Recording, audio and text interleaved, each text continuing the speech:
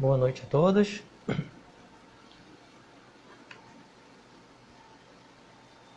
Hoje teremos uma live com a doutora Mônica Lopes Ferreira, pesquisadora do Instituto Butantan. Vamos falar com ela vamos conversar sobre peixes peçonhentos, né? Dentro de alguns momentos, vamos estar ao vivo com a doutora Mônica.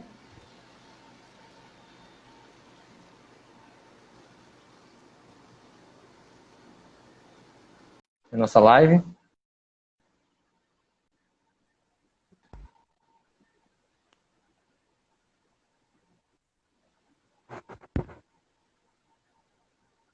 Boa noite. Boa noite. Doutora Mônica, você está me escutando? Tudo bom, estou escutando você.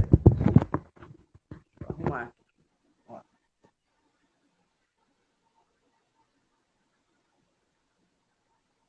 Boa noite, você está escutando? Estou escutando. Tudo bom com você? Tudo ótimo. Melhor agora. Estou acompanhada.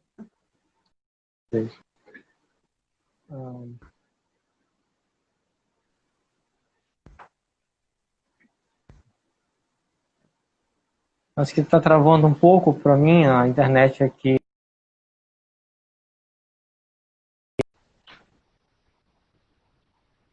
O problema da internet atual, porque nós estamos superlotando a internet.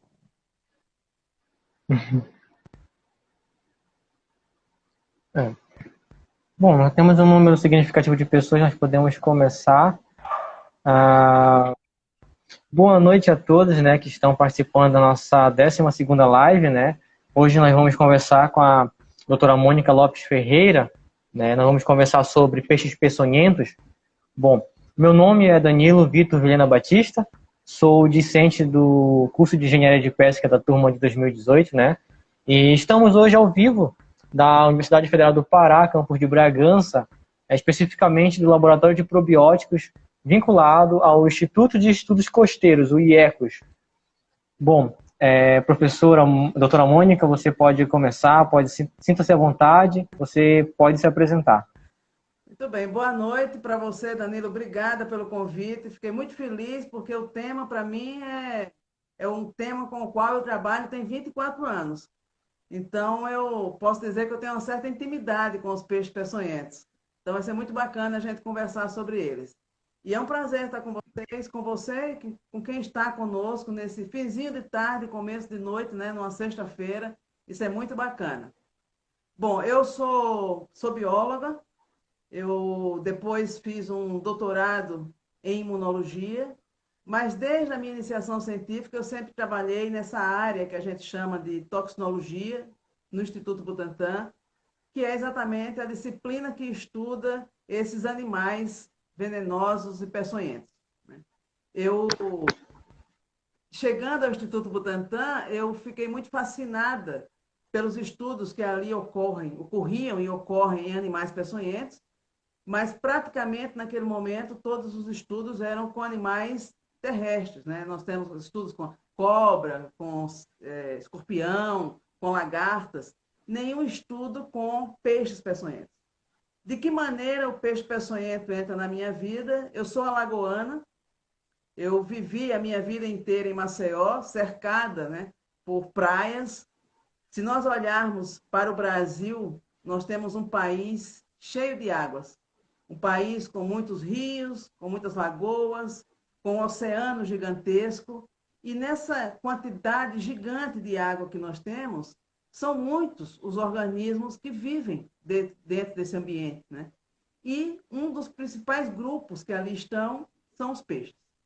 Eu confesso a você que até 1995, 1996, eu nem sabia direito sobre a existência de peixes peçonhentos. Até hoje, quando eu às vezes digo eu trabalho com peixes peçonhentos, as pessoas logo dizem, peixe tem veneno? Acho que essa é uma primeira pergunta. Né? E quando eu digo sim, tem, a segunda colocação que fazem é verdade, tem o baiacu.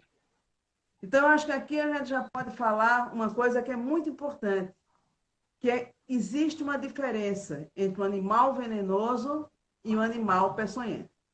O animal peçonhento ele tem o aparato para inocular o veneno. Um animal venenoso, não. Então, se você pegar algumas rãs, um sapo, ele tem glândulas, mas ele não tem um aparelho para inocular aquele veneno que está dentro das glândulas. Se nós pegarmos, portanto, os peixes peçonhentos, eles têm as ferramentas para inocular os seus venenos. Então, o meu primeiro contato foi com um peixe chamado niquim, nome popular dele, o apelido dele. É um peixe que habita as águas do norte e nordeste. E eu descobri lá em 1995, finzinho de 95, que esse peixe causa muitos acidentes, causa até hoje, em banhistas, em pescadores, mergulhadores, né? E aquilo me chamou a atenção, porque eu nunca tinha ouvido falar desse peixe, do niquim, cujo nome oficial é Thalassophrine naterere. Aquilo despertou total a minha atenção, né? Assim, por já estar totalmente empolgada em estudar venenos, por causa do Instituto Butantan, mas estudar um veneno, estudar um peixe que causava muitos acidentes, acidentes que incapacitam, né? As pessoas que se acidentam com peixe, você não tem até hoje um tratamento eficiente. Então, essas pessoas ficam à mercê dos mais diferentes tratamentos, incapacitadas de voltar ao trabalho. Eu costumo dizer que acidente por peixe peçonhento é um problema socioeconômico, médico, né? E isso ocorre até hoje. Então, a minha vida nesse aquário, nesse mundo, nesse mergulho, começa com o niquim, com o Thalassophrine naterere. Depois, em 2000, eu defendi a minha tese de doutorado e eu vi que tudo aquilo que eu aprendi com o Thalassophrine naterere, eu poderia ampliar esse aquário e trazer outros peixes que também existem no Brasil e que são peçonhentos. As arraias, então, se nós olharmos para a região norte, nós vamos ter arraias, os bagres, que existem de ponta a ponta no Brasil, e o peixe-escorpião.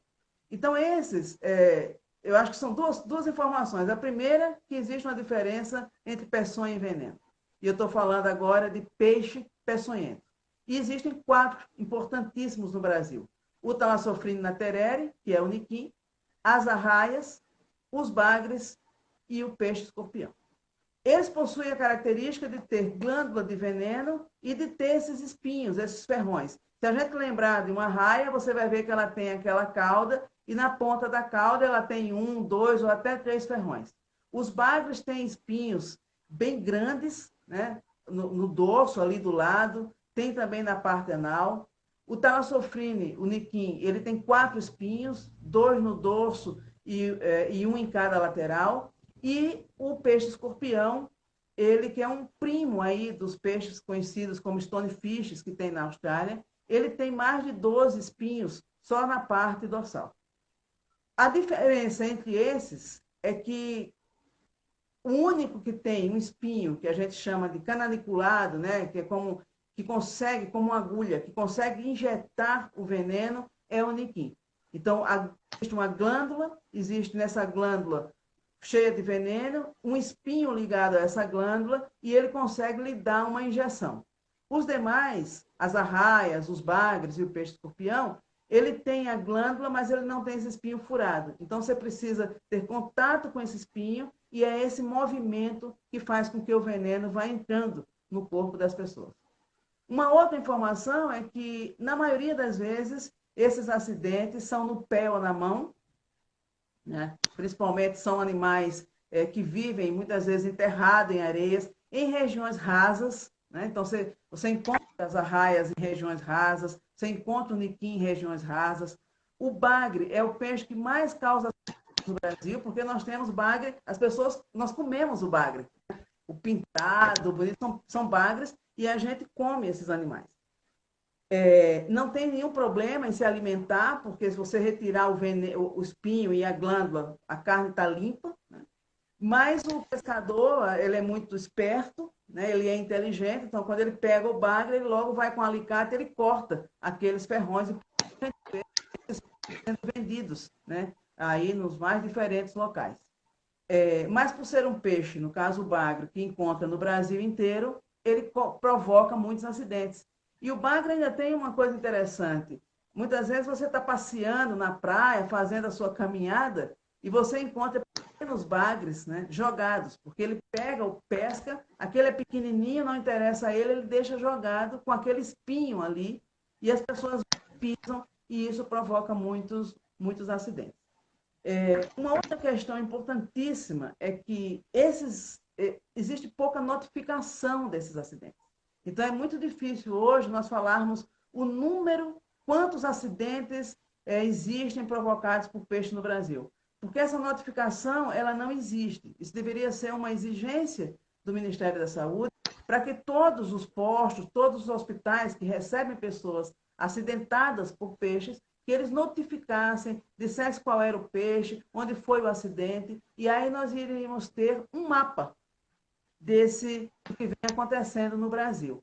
Mas é óbvio, assim, é sabido, você pega a região norte, você tem muitíssimos acidentes com a raia. Eu pego, por exemplo, a região nordeste, tem muitos acidentes com o niquim. Então, isso é uma falha do nosso sistema, mas que precisa ser mudada, né? A gente precisa atentar para isso. Agora, outra característica, você me interrompa aí quando quiser, porque eu gosto de conversar e eu vou falando. Uma outra Tudo bom. importante, esses animais, eles praticamente não têm escama, mas eles têm muco. E esse muco, a natureza ela é perfeita. Esse muco é uma das proteções desses animais. Então, eu digo sempre, se você quiser, se o seu estudo for procurar algo que seja um antimicrobiano, vá procurar em muco de peixe, porque ele está ali para protegê-lo. Então, essa é outra verdade. É difícil você ter um animal predador desses peçonhentos. Então, por exemplo, existem estudos, até lá de Salvador, que mostram, foi feito assim, quem é o predador do Thalassophrina naterere? E viu-se que isso só ocorre quando ele é muito pequenininho, porque esses espinhos e esses venenos são exatamente o mecanismo de defesa desses animais. Diferente até da serpente, por exemplo, que tem o veneno como para a digestão daquilo que ela come, no caso dos peixes, não. No caso dos peixes, esses venenos estão ali para defendê-los de predadores, né? Então, essa é uma coisa interessante, o que diferencia esses peçonhentos de outros. Quando a gente estuda essas peçonhas, quando a gente estuda esses animais, eu acho que é muito importante nós entendermos quem é esse animal, né, onde ele vive, com quem ele convive, que são principalmente essas comunidades pesqueiras e são os banhistas.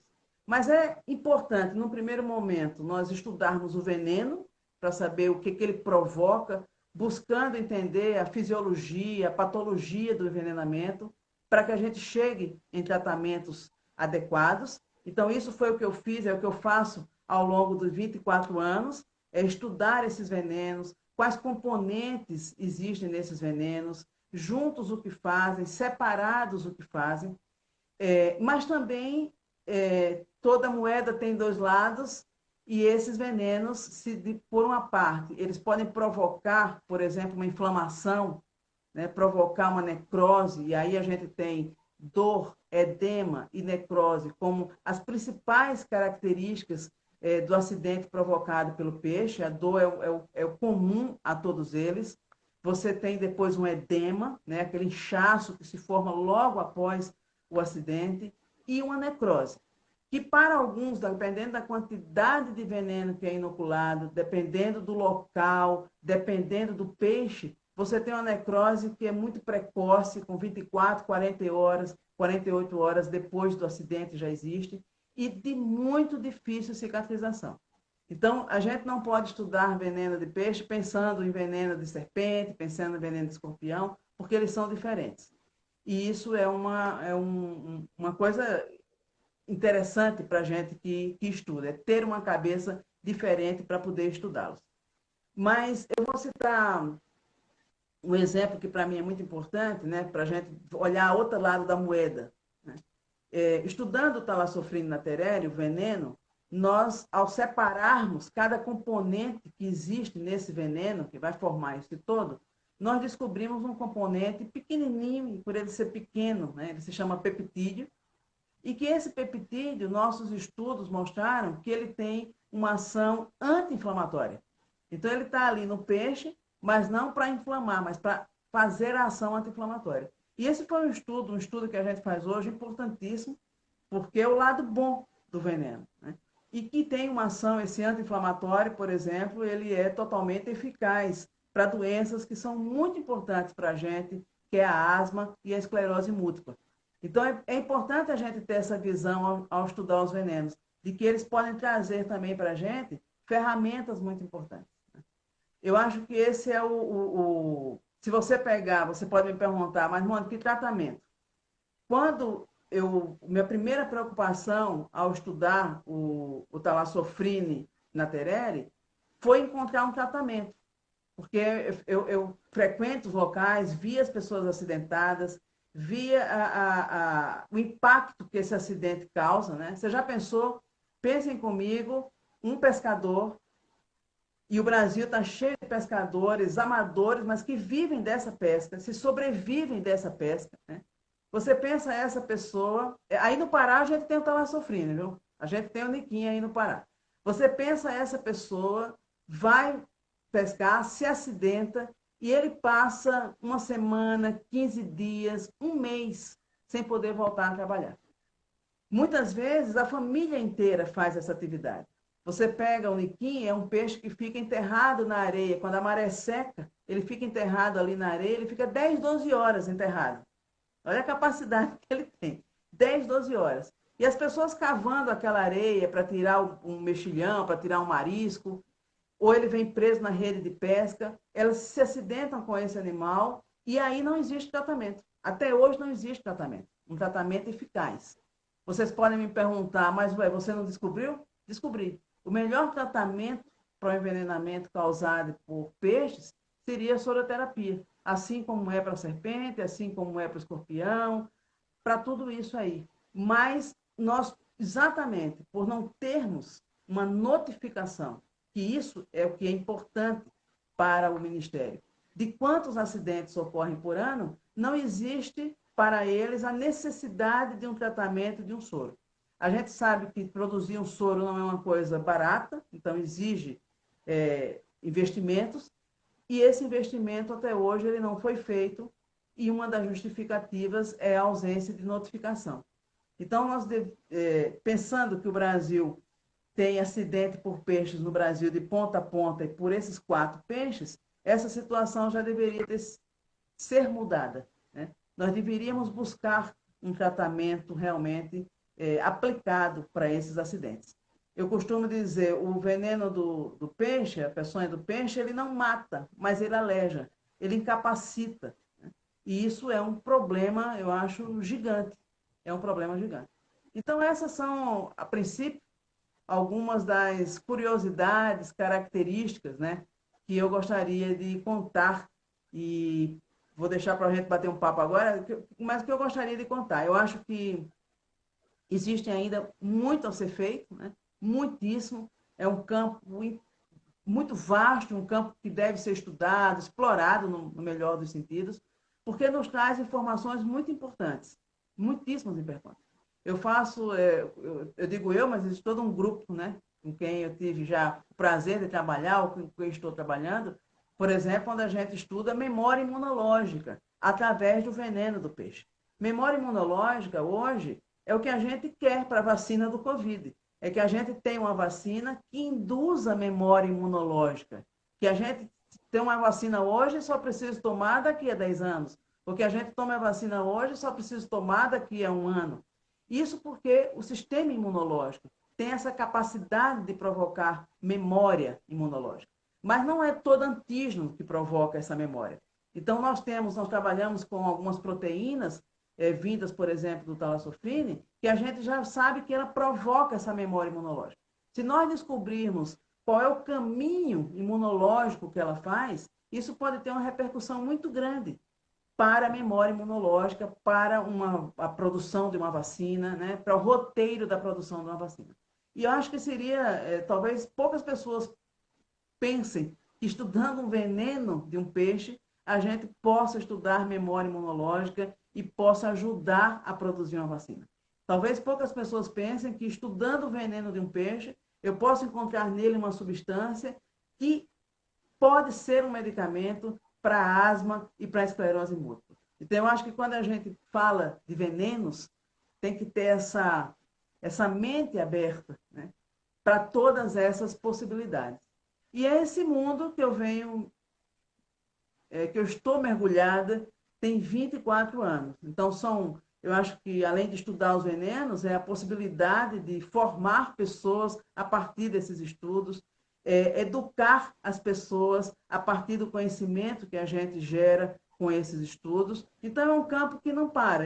Por exemplo, o primeiro foi o Niquim, tem 24 anos, é meu companheiro de jornada e nós estamos juntos até hoje e muitas perguntas ainda existem. Porque eu acho que a ciência é assim, né, Danila? A ciência, você faz uma pergunta e não existe ponto final quando a ciência é de excelência.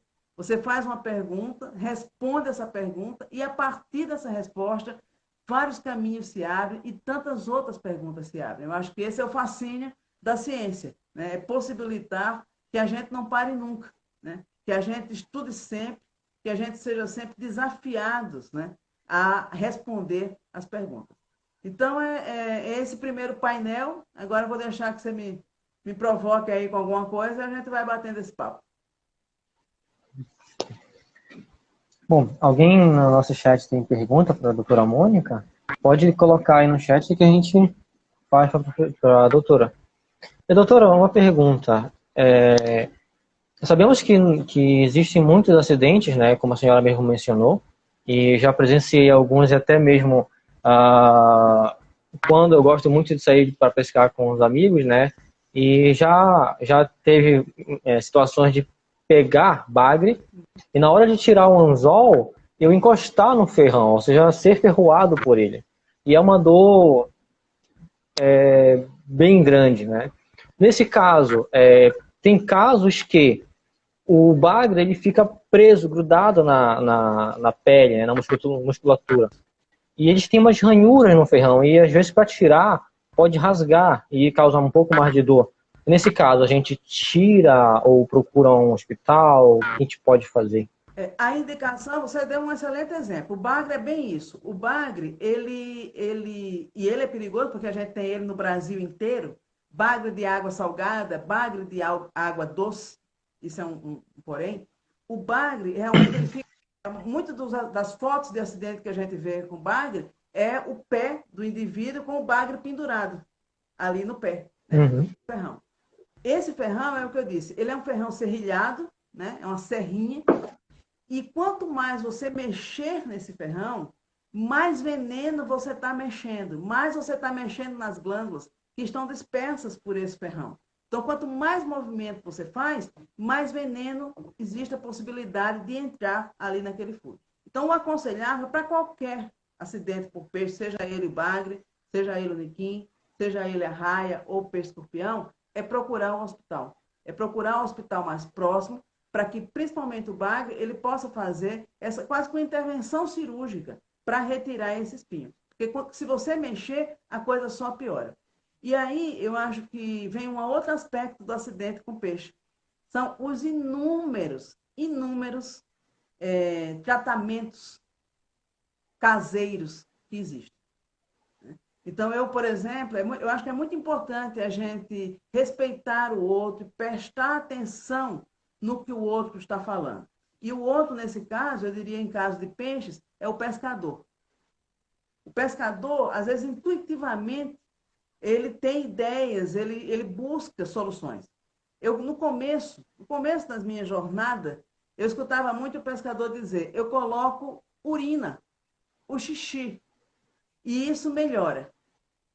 E aí, isso é interessante, porque por que o xixi melhora? Eu acho que é aí que o pesquisador, o cientista, tem que escutar, pensar no que ele está dizendo e trazer aquilo para o laboratório e tentar entender, traduzir ou explicar. Não é a urina, mas é o quente. Porque o xixi é morno. Isso chama-se termolabilidade. Esses venenos, eles são termoláveis, ou seja, eles não resistem a altas temperaturas. Mas isso vai aliviar, quando ele coloca aquele xixi ali, isso vai aliviar a dor. Mas a necrose, se tiver que acontecer, ela vai acontecer. Então, não é a solução, mas é um primeiro momento, é uma coisa intuitiva que ele vai lá e faz. Eu já escutei muito pescador dizer assim, eu pego o olho do peixe, boto um limão, eu coloco numa panela, boto aquilo para cozinhar. Não é o olho, nem é o limão, é o quente, né? Então, assim, isso é importante da gente ir explicando e desvendando. Você sabe que uma outra coisa importante, eu quando frequentava e conversava muito com os pescadores lá em Maceió, eu converso até hoje, eles me diziam assim, eu me acidentei com o Niquim já tem umas 4 vezes. 4 vezes. E aí, na primeira, doutor, olha, foi insuportável, aquela dor, não aguentava. E muitas vezes me diziam assim, é igual dor de mulher parida, dói demais. É, e aquilo, mas aí da segunda vez já não doeu tanto, doutor. Da terceira, da quarta, inchou, mas a dor eu não senti. Aquilo me chamou a atenção. Porque a impressão que me deu quando eles falavam isso é que o veneno estava provocando uma certa proteção, né? Assim, quanto mais acidente, mais protegido. Foi aí, exatamente aí, que eu comecei a pensar no chamado memória imunológica. Será que aquele veneno, né, e agora eu vou traduzi-lo como um antígeno, ele provoca uma resposta imunológica de longa duração? Então, cada vez que eu me acidento com frequência, vai diminuindo os sintomas? Isso é verdade. Isso é verdade. Ele provoca essa resposta imune de longa duração. Então, escutar o que essas pessoas, né, que estão convivendo com esses animais têm a nos dizer, ele é muito importante. É por isso que eu digo que o pesquisador, o cientista, ele não pode estar dentro do laboratório. Ele tem que estar ali em contato com a comunidade, porque é nessa conversa, pesquisador-comunidade, que as coisas começam a se juntar e a esclarecer. Então, muito do que eu vi dos meus estudos no começo, no veneno do Niquim, foi fruto de muitas histórias que eu escutei de pescador. Porém, também é importante dizer que, às vezes, tem algumas que não têm menor lógica científica. E é importante a gente voltar para a comunidade e explicar para eles, olha, não é bem assim, talvez se você for pelo lado direito, não pelo esquerdo, né, para que a situação não piore. Por quê? Você já tem um acidente que você tem dor, edema, necrose. Se você provocar infecção por tantas coisas que você vai colocando em cima daquele acidente, né, em cima do que aconteceu, você provoca, às vezes, infecções e aí fica muito difícil de solucionar. Então, às vezes, não é o veneno, mas é a infecção, né, fruto de tanta coisa que você colocou. Um outro aspecto importante por exemplo, no venenos de arraia. A arraia ela tem esse muco, ela tem os ferrões que estão lá no finzinho da cauda, né? A raia, lembrando sempre, esses peixes, é assim, é quando eles acidentam, quando eles se sentem provocados, né? Eles reagem, é como a gente reage ao se sentir provocado. Então, assim, eu estou dentro aqui do meu ambiente, eu estou dentro da minha casa, vem alguém me dar um tapa, eu vou dar outro tabefe, porque é uma reação, é ação e reação. O peixe, assim, ele está no ambiente dele. Se você pegar as arraias, ela está lá em águas calmas, ela fica ali um pouco no seco, se enterra um pouquinho na areia, aí vem você, né, se achando dono do lugar, tomando espaço, pisa nela. Ela sente que está machucando e ela lhe dá essa chicotada. O Niquinho é a mesma coisa. Ele está lá enterradinho, na boa, curtindo aí esses mares bonitos que a gente tem aí para cima. Vem alguém, começa a cavar aquela areia, ele fala, opa, bateu em mim. E aí ele reage fazendo essa injeção de veneno. Então, eles não foram feitos, esses venenos, para acidentar, para provocar acidente. Eles foram feitos pela natureza para proteger esses animais, né? Então, é quando a gente entra nesse lugar. Mas o que ia falar das arraias e dos bagos, que é a mesma situação, você tem muco, e você sabe que no muco você também tem um pouco de peçonha. Então, é uma confusão, por exemplo, o acidente com a raia. Porque ao acidentar-se com a raia, você tem a introdução do veneno que está ali naquele espinho serrilhado e ele é enorme. Você tem também o muco. E nós já vimos no nosso laboratório, trabalhando inclusive com o pessoal lá do Tocantins, que esses mucos também têm peçonha. Então você tem um conjunto de diferentes toxinas né, entrando no seu pé ou na sua mão. Na ausência de um medicamento, de um tratamento eficaz, e você utilizando os mais diferentes medicamentos que você acha que funciona, você provoca muitas vezes infecções e aí as pessoas às vezes não têm o dedinho do pé, o dedo da mão e ficam essas marcas gigantes, né? Essas sequelas do envenenamento. Sequelas que muitas vezes, as pessoas têm uma enorme dificuldade de movimentar a mão, de movimentar o pé. Elas sentem dores, assim, 10, 15 anos depois do acidente, elas ainda sentem dores, porque incapacitou, né? E isso é fruto desse cenário de nós não termos uma medicação adequada. Nós temos, por exemplo, nós já fizemos trabalhos onde confirmamos que alguns anti-inflamatórios eles são importantes, por exemplo, para envenenamento por bagres, mas ele já não serve para envenenamento por niquim, ele já não serve para envenenamento pelas arraias. Então, cada caso tem que ser estudado e por isso que eu digo, se acidentou com peixe, não invente, não tente nem invente. Vá a um posto de saúde, vá a um hospital e aí eu espero que você encontre um médico que entenda de acidente por peixe. Porque também existe essa outra preocupação. Eu já vi, muitas vezes, as pessoas se acidentarem com o niquim e o médico colocar na ficha que foi um siri. No dia que o siri provocar o acidente que o niquim provoca, nós estamos... Então, assim, também existe um desconhecimento, às vezes, por parte da equipe médica. Eles, muitas vezes, eles não dão a devida atenção àquele acidente. Você sabe que é muito comum eu receber e-mails dos mais diferentes lugares do Brasil, das pessoas me dizendo assim, olha, eu localizei a senhora porque eu estava de férias em lugar tal, ao pular do barco, ao caminhar pela areia, eu me espetei com o peixe, eu queria saber o que está acontecendo, porque eu ainda estou com dor, eu fui no médico e não passou o medicamento adequado, e eu continuo com dor, continuo inchado, e aí, o que é que eu faço? Isso eu escuto. É assim, é difícil um mês ou outro que isso não venha no meu e-mail, ou que não chegue na ouvidoria do Instituto Butantan e eles encaminhem para mim. E aí, se eles procuram a mim, é porque eles não estão tendo assistência médica. Então, eu acho que essa é uma outra preocupação, né? Assim, é óbvio que a gente tem, muitas vezes, uma tensão para o acidente com uma jararaca, a gente viu agora recentemente, porque causa, né, toda essa hemorragia, pode levar logo à morte, mas o peixe, ele faz parte do nosso dia a dia. Né? Se você for hoje, se eu for agora, por exemplo, para Maceió, né, sem tempos de pandemia, agora eu não quero ninguém na rua, mas se eu for para Maceió e passear ali na maré baixa, eu vou ver um monte de gente catando o marisco. Uma situação muito comum, mas o risco que se corre é grande. Nós não temos nenhuma explicação nas nossas praias, nos nossos rios e nas nossas lagoas sobre a presença desses animais e como a gente deve fazer. Eu lembro que eu estava uma vez lá em Santarém e ao entrar na água, uma pessoa chegou e me disse, olha, doutora Mônica, a senhora cuidado quando entrar, arraste o pé, porque aí as arraias correm. E eu disse a ele, por que não tem um cartaz aqui dizendo isso? Isso chama-se comunicação. Essa é importante. Nem toda hora você vai estar na beira aqui do rio para contar a mim ou qualquer outra pessoa que está passando que arraste o pé. Mas se a gente tivesse uma placa bem grande dizendo presença maciça de arraias podem causar acidente, cuidado ao pisar, já vai evitando muito acidente, né? A gente hoje fala tanto de EPI. EPI, bota máscara, bota isso, EPI. Existe o EPI também, que se eu calçar uma sandália, uma chinela e for passear pela praia, é melhor do que eu estar descalça.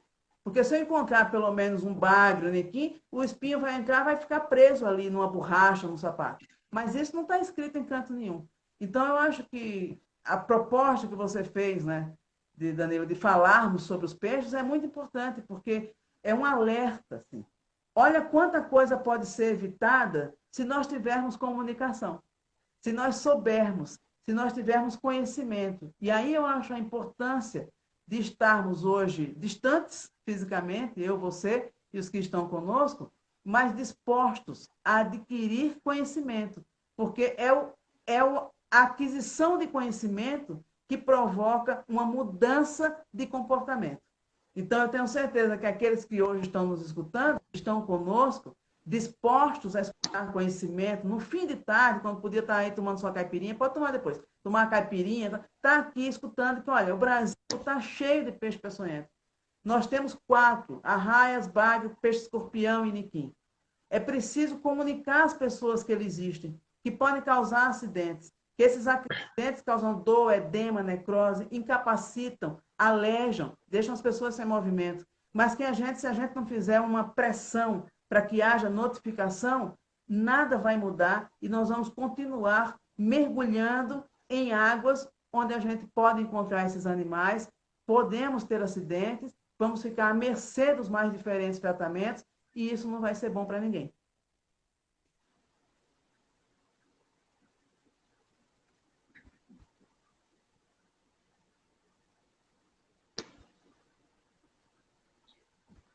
Professora, a senhora falou sobre a questão, né, do conhecimento empírico, lá do que eles urinavam, né, no ferimento.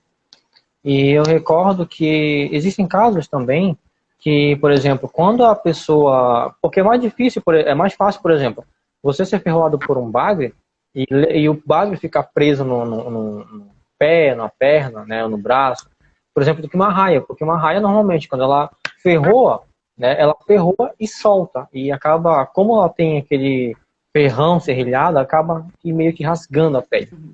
E tem pessoas, por exemplo, que quando elas são ferroadas por raias, eles falam assim, fica dentro da água. E quando vai, até o carro chegar, né? E quando vai pro carro, pra ambulância, né, para ir para um hospital, eles colocam um balde e colocam a perna da pessoa dentro da água, né? E tem uma relação com essa questão do conhecimento empírico, como a senhora falou, da urina. Sim. Isso eu já vi muito. A raia, eu acho que assim, de todos os peixes, o pessoal mais tem possibilidades de tratamento para a raia. Né? Existe até um trabalho que fez um levantamento, pessoal, de todos os remédios caseiros que se usam para a raia. Né?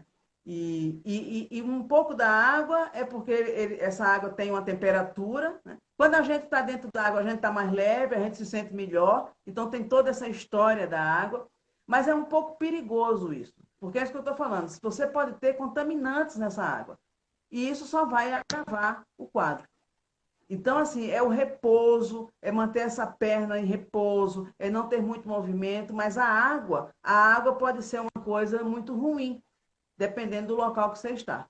Agora, por exemplo, uma coisa que eu vi sobre arraias, muito comum, quando o homem se acidenta, ele fala para a esposa, tira a calcinha e bote aqui e coloque seu órgão genital em cima do acidente.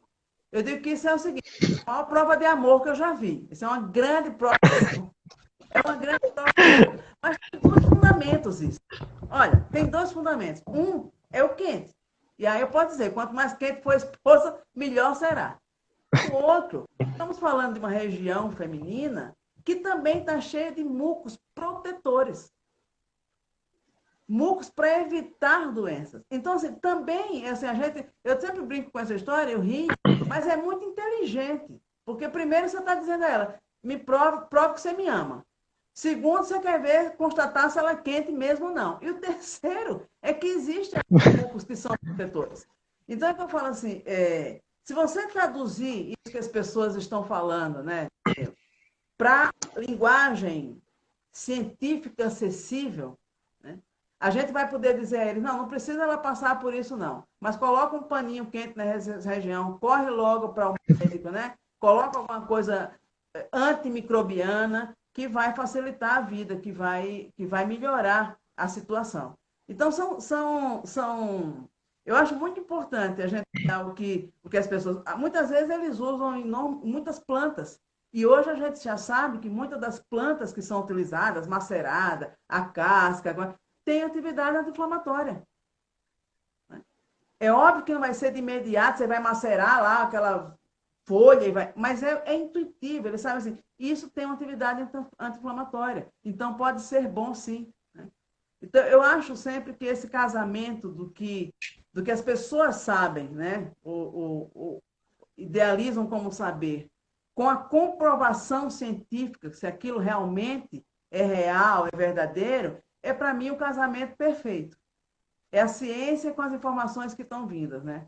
Então, eu acho que isso é o caminho, é aí que devia ser, né? É a gente trabalhar olhando para o outro, com o outro. Eu, nos meus trabalhos, eu tento sempre fazer um trabalho de contar às pessoas sobre esse peixe, às vezes cartilhas, eu vou a muita escola, converso com muita criança, mostrando para ela, olha, tá vendo esse peixe? Você conhece esse peixe? O que é que você sabe desse peixe? O ano passado eu fiz um trabalho, eu amei esse trabalho, eu recebi 2 escolas, a crianças de 10 a 12, 14 anos, e que foram ao meu laboratório para assistir uma palestra minha, cuja palestra eu devia falar sobre peixes. Primeiro veio uma turma, no outro dia veio outra. A conversa foi tão boa e fluiu tão boa que eu, então, resolvi ir até a escola. Então, no primeiro momento, nós conversamos um bocado lá no laboratório, no segundo, eu fui até a escola. E chegando lá, eu lancei um desafio para eles. Eu falei, olha, agora que vocês já escutaram o que eu falei, me contem vocês o que aprenderam ou coisas que eu não saiba sobre os peixes. E foi maravilhoso, porque eu passei uma tarde inteira em uma manhã inteira outra, só conversando com essas crianças e elas me contando. Elas já sabiam tudo de peixe, assim, sabiam quais eram os peixes. E isso é um plantar, é uma semente, porque aquela criança já compartilhou com a professora, depois com a diretora da escola, ela falou para a mãe, para o pai, para a avó, e por aí vai, né? Então, eu acho que esses elementos são fundamentais para a gente fazendo essa mudança, né?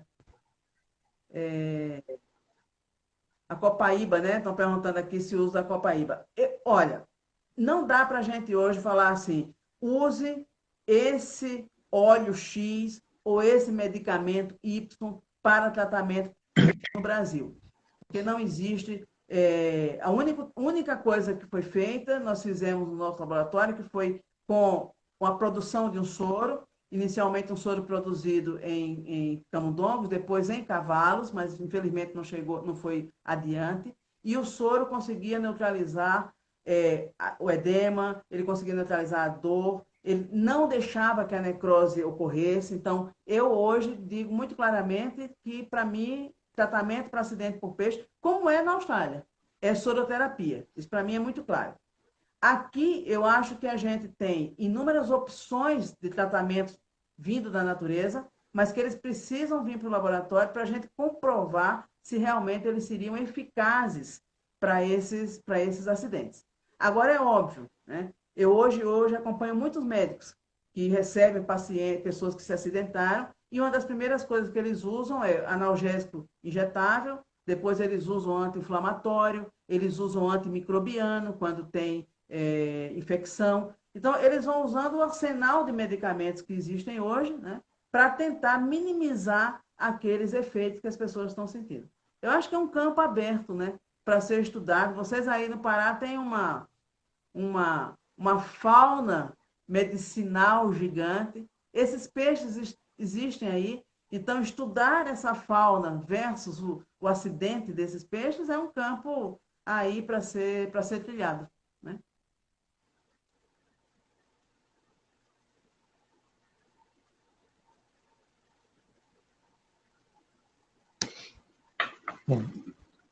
Alguém tem alguém tem alguma pergunta, ou alguma dúvida para perguntar para a doutora Mônica? Enquanto o pessoal vai perguntando, uma outra curiosidade para a gente ver como a natureza ela é perfeita. Se você pegar o Niquim, ele tem um palmo, né, 20, 25 centímetros. Os espinhos são muito pequenininhos, exatamente porque ele consegue injetar esse veneno. Se você pegar as arraias que a gente estava falando aqui, são ferrões gigantes, extremamente serrilhados, exatamente para assegurar, né? A natureza fez para ela assegurar que ao dar essa chicotada naquele agressor dela, né? Que no caso seria outro animal, não seríamos nós. Esse veneno, esse veneno, de fato, ele ia entrar. Se você pegar o peixe escorpião, Por exemplo, acidente para peixe-escorpião, ainda bem que a gente não tem aqui. O peixe-escorpião, ele é um peixe que ele fica muito nas rochas, né? Ele fica muito preso nas rochas. Então, quando ele acidenta muito mergulhador. Porque eu digo o seguinte, a gente não olha com os olhos, a gente olha com as mãos. Então, a gente tem uma necessidade imensa de pegar naquilo que a gente está vendo. Você olha, você já vai lá botando a mão. Quando você pega nele, você pega em cima exatamente dos espinhos. Para esse, podem ter certeza, não tem anti-inflamatório que vai resolver. De fato, precisaria ser um soro. Para sorte da gente, esse animal não está tão no raso como estão as arraias, como estão os bagres e como estão o niquim. Porque se esse animal, por um acaso, nós tivermos um desequilíbrio ambiental e esse animal chegar muito perto da gente, aí a gente vai ter um problema sério.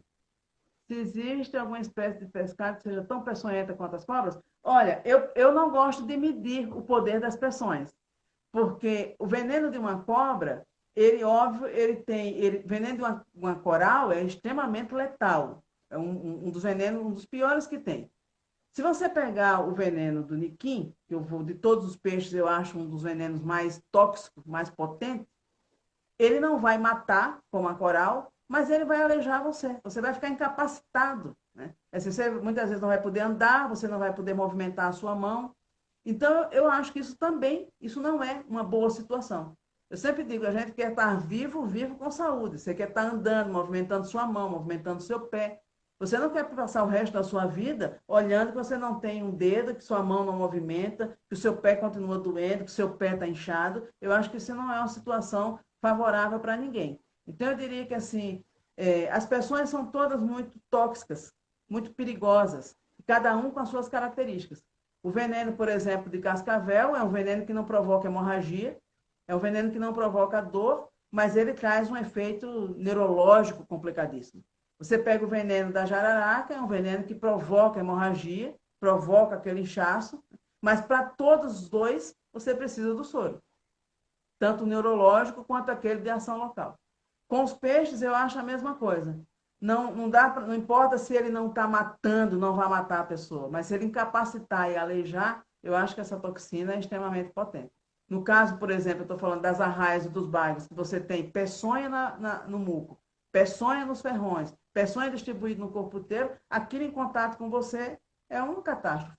Então, eu acho que eu não gosto muito de fazer essa classificação de qual é a pior peçonha. Eu acho que todos nós temos que ter imenso cuidado com todas as peçonhas, com todos esses animais peçonhentos. E que se estamos entrando no ambiente deles, né? Você pega as serpentes, elas vão chegar cada vez mais perto da gente, estão chegando, a gente está desmatando tudo, a gente está acabando com a natureza, as nossas matas, florestas já não existem mais, para onde esses animais vão? Você pega as arraias, que uma espécie cruza com a outra, porque elas ficam confinadas em represas, né, em barragens, e aí o A casa com o B, e hoje, por exemplo, é um problema seríssimo você identificar qual é a espécie. De tanto cruzamento, porque a gente interfere na natureza e vai mudando a natureza. E isso é um problema seríssimo. É o que a gente vive hoje no Brasil, né? É um problema seríssimo. É um ambiente, um ambiente desequilibrado, né? Você olha para a natureza do Brasil hoje, você tem óleo nas praias, você tem fumaça, porque está tudo pegando fogo, né? Você tem um ar poluído, despoluiu um pouquinho agora, porque nós ficamos em casa por causa do Covid. Você tem os nossos rios, aí as barragens rompendo, você tem Mariana, Brumadinho, então os rios contaminados. Portanto, é difícil, está difícil, né? Esse meio ambiente brasileiro que a gente está vivendo hoje. É um desequilíbrio. Exatamente. Mais alguma pergunta? Alguém tem mais alguma dúvida? Doutora, você falou que você vai, no caso, você foi até escolas, conversar, falar sobre peixes peçonhentos com alunos. Nesse caso, o Instituto Butantan disponibiliza cartilhas online para divulgação? Sim, o Instituto, se você entra na página do Instituto Butantan, existem algumas cartilhas sobre animais peçonhentos. que você pode fazer o download, baixar, tem lá várias coisas que a gente pode ter acesso. Dentro do Instituto tem isso, nos seus museus, mas quem não está no Instituto tem também acesso a essas informações por essas cartilhas online. Eu cheguei a fazer lá com o pessoal, uns anos atrás, algumas coisas também específicas para a Raia, por causa das minhas andanças na região norte. No Butantã, o que você vai ver muito é o Thalassofrine terere, porque é o que, principalmente, eu trabalho lá há 24 anos, assim, foi os trabalhos no Instituto Butantã com peixe peçonhento começaram pelas minhas mãos, quando eu propus ao meu orientador, olha, eu não queria estudar veneno de serpente, eu queria estudar o veneno de um peixe. E ele falou, mas que peixe é esse, Mônica? Eu falei, um peixe que causa muito acidente, que a gente não tem praticamente pouquíssimos estudos. Quando eu comecei em 96, Danilo, o último trabalho que tinha sido feito com Niquim era de 1932, por um pesquisador de Salvador, que ele já relatava a quantidade de acidentes existentes em Salvador com o Thalassofrine terere, né? E aí a coisa começa. Então, quem introduziu o veneno de estudos de peçonhas no Instituto Butantã fui eu, através da minha tese de mestrado, e depois passei para o doutorado. E hoje ainda, eu diria que hoje no Brasil, são poucos os grupos, né, que trabalham, que estudam os venenos dos peixes, embora a gente tenha eles aí de ponta a ponta no Brasil. Mas são poucos os grupos que ainda estudam. Eu acho que o grupo com o qual eu tenho trabalhado, a gente tem dado uma boa contribuição à ciência do mundo, sobre as descobertas que a gente tem feito em venenos de peixe. Eu me lembro que quando, junto com a doutora Cátia Conceição, nós descobrimos o primeiro peptídeo de arraia, e que isso foi publicado, assim, porque a gente sempre fala no veneno, a gente chama de proteína, essas coisas grandes. Quando a gente publicou esse daí, a primeira coisa que uma pessoa escreveu para a gente da Austrália foi: que pena não fui eu, foram vocês. Né? Então é tão importante a gente ser pioneiro nessas histórias. Né? Com o veneno do Niquim, nós descobrimos também uma família de proteínas, que são as naterinas, que hoje a doutora Carla Lima continua aí com todo o grupo estudando e fazendo um grande trabalho nisso. E aí o que a gente viu é que depois esse grupo de proteínas, elas eram encontradas em inúmeros outros animais, inúmeros outros peixes, inclusive peixes não peçonhentos. E por que essas naterinas são importantes? Porque elas são proteção para esses animais. Então, isso também é uma coisa interessante. Assim, são descobertas brasileiras, né, chegando para o mundo inteiro. Se nós tivéssemos um investimento, né, financeiro das nossas indústrias farmacêuticas, dos nossos governos, do nosso governo, aquele peptídeo que a gente descobriu no veneno do Niquim estaria hoje nas prateleiras, para a gente tratar a asma ou a esclerose. E sem os efeitos colaterais que os remédios que hoje existem para a asma e para a esclerose provocam. Então, assim, também ciência, né? Ciência é investimento. Então, não basta que o pesquisador esteja dentro da universidade, dos institutos de pesquisa, descobrindo, chegando a grandes conclusões, se também não tiver o interesse, né, dessa coisa mais aplicada das indústrias farmacêuticas, dos locais onde a gente está, das nossas agências de fomento, de que isso vá mais adiante, que não fique em um artigo publicado, mas que tenha uma aplicação. Né? Então, eu acho que esse é um bom caso. Hoje nós estamos vivendo esse momento onde a gente fala, né, de tanto de ciência. Hoje eu acho que o Brasil, o mundo inteiro fala de ciência. Mas talvez as pessoas não entendam o que é ciência. Talvez as pessoas não respeitem a ciência. E por isso está todo mundo aí, no final de semana, nas praias, achando que o Covid acabou, que a corona foi embora. Porque talvez as pessoas ainda não entendam o que é ciência. Mas boa parte da ausência desse entendimento é culpa do pesquisador. É culpa do cientista, que não faz questão de compartilhar, de traduzir, de contar sobre a ciência que está fazendo e das suas descobertas. Então, eu acho que esse é um momento para a gente tudo pensar, né? Para a gente refletir, cada um, aquele aluno de iniciação científica, de mestrado, doutorado, quem está fazendo um pós-doc, quem está dentro, privilegiados, né? Nós que estamos dentro de instituições de ensino. Muitos não estão, mas que estamos ali desfrutando do conhecimento que está sendo dado, é um bom momento para a gente pensar que ciência é essa que a gente está fazendo? Que ciência é essa que a gente está compartilhando que as pessoas não conseguem entender? Né? A ciência virou uma coisa política, a ciência virou uma disputa política, assim como hoje é a vacina, ou a ciência está ali realmente para trabalhar, para trazer informações e para modificar, para transformar. É isso que a ciência faz. A ciência transforma. E a gente precisa contar a todo mundo sobre as transformações que estão ocorrendo dentro das nossas instituições. É preciso compartilhar tudo isso. Né?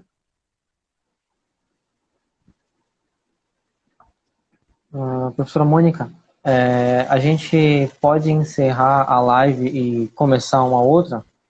Porque o Instagram só dá o tempo para a gente de 1 hora. A gente pode encerrar essa live e começar uma nova. E tem uma pergunta da Alice Falcão para a senhora responder. Tá bom, tudo bem. Eu saio e a gente volta, né? Tá ok? Isso. Tá joia. Tá.